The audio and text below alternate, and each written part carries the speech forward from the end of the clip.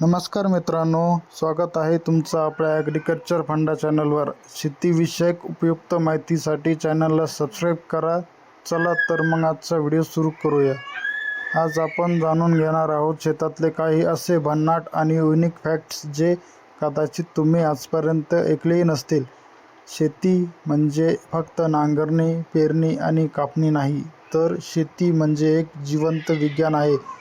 सर्वात पहिला आणि महत्त्वाचा फॅक्ट, माती जिवंत असते।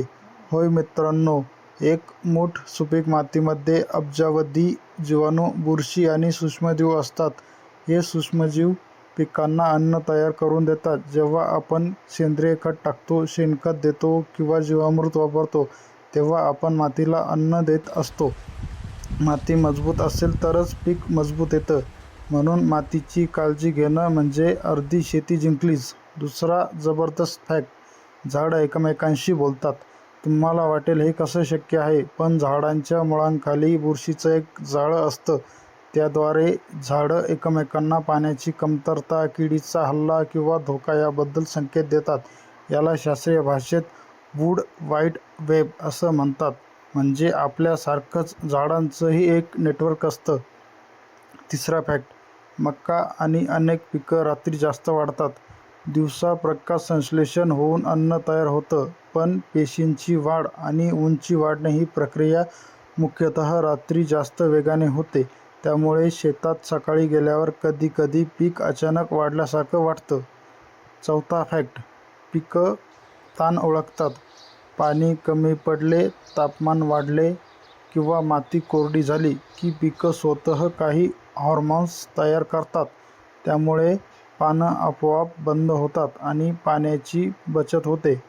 म्हणजेच पिकं स्वतःचा बचाव स्वतः करतात। पाचवा फॅक्ट, गाईचं शेण म्हणजे नैसर्गिक प्रोबायोटिक।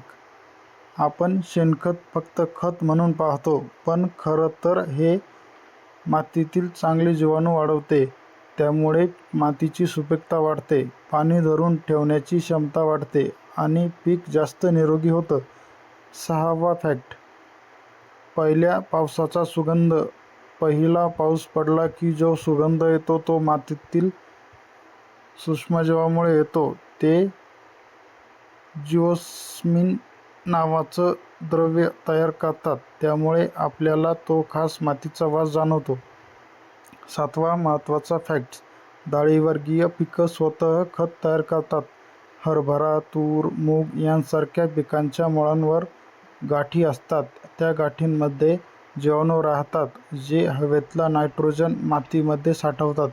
म्हणूनच पीक फेरपालट केल्यास जमिनीची ताकद वाढते। आणि शेवटचा फॅक्ट, सूर्यमुखी नेहमी सूर्याकडे का वळतो? तरुण अवस्थेत सूर्यमुखी सूर्याच्या दिशेने फिरतो, पण पूर्ण वाढ झाल्यावर तो कायम पूर्वेकडे स्थिर होतो। मित्रांनो, शेती म्हणजे नुसतं काम नाही, ती विज्ञान, अनुभव आणि निसर्गाचा सुंदर संगम आहे। जर तुम्हाला अशीच युनिक आणि उपयोगी शेतीविषयक माहिती हवी असेल तर व्हिडिओला लाईक करा, शेअर करा आणि चॅनलला सबस्क्राईब करा। धन्यवाद।